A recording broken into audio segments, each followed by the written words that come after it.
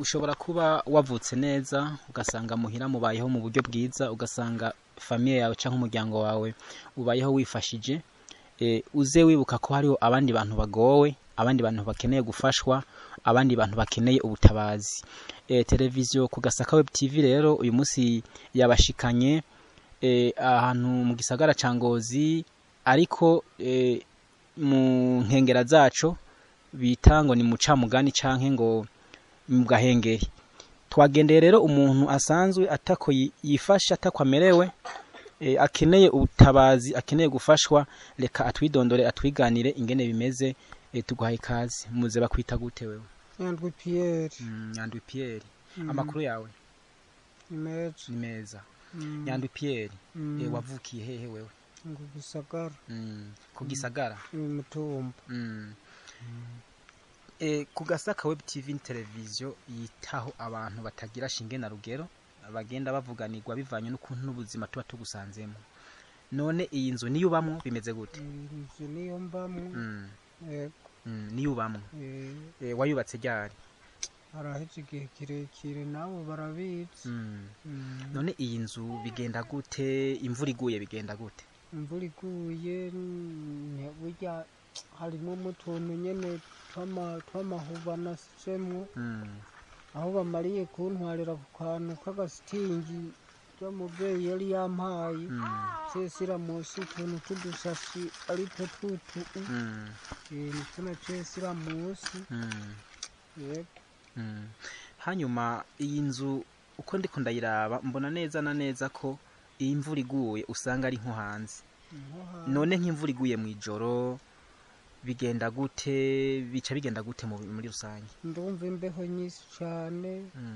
Yego, hanyene umuvuga atembera murabona karananyiganyigura, urabibona. Usanzwe ufise uwo mubakanye? Yarapfuye. None ga Nyandwi Pierre, wewe sinzi abajeje intwaro ko baba bazi ubuzima ubaye mu bigenda gute?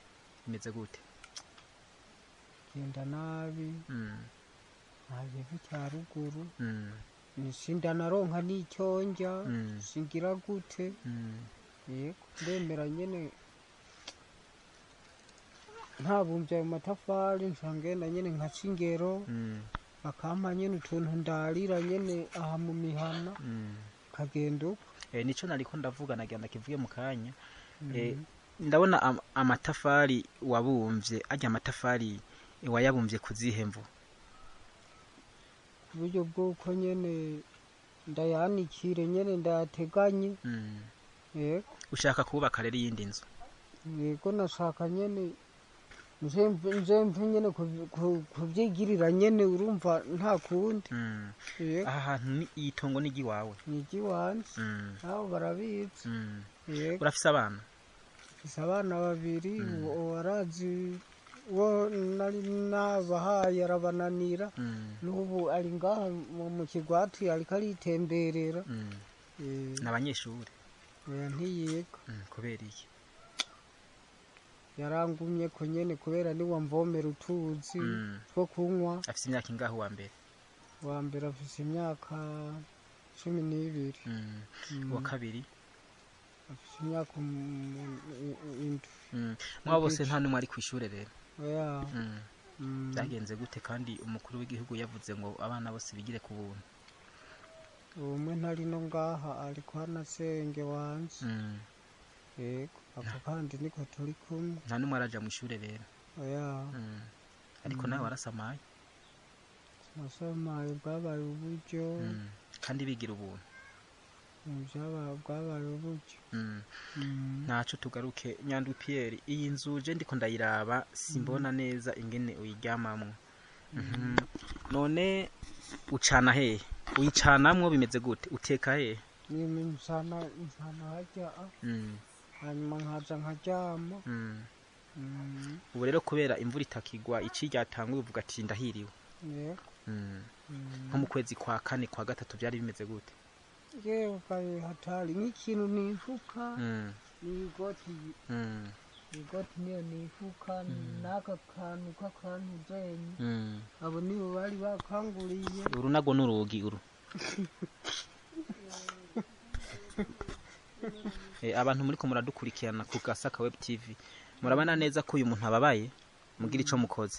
Nyandupiye none wewe mu kurangiza usaba iki? Gaba yuko bofasha komeza nkabumba hanyuma kazogaruka kuraba yuko nayagwijize hanyuma mukafasha arimo arabumba amatafari yo kuzoshobora kubaka inzu.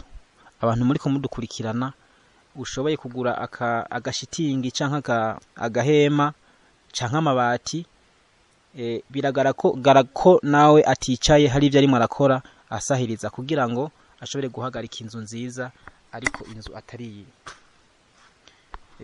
wavuze rero ngo usaba bagufashe bakube hafi. Umuntu azoza agusanga hanyene. None nta mashira hamwe nta mashira hamwe aragushikako ngo mushobore kuyaga. Okay, banywanyi ba televiziyo ku Gasaka Web TV murabona ko bitoroshe. Nawe nimba warose ikintu kigukora ku mutima ukagira ico urose kwakwanya ugira ico ukoze mu ivy'Imana yaguhaye hanyuma rero Imana izogushimira.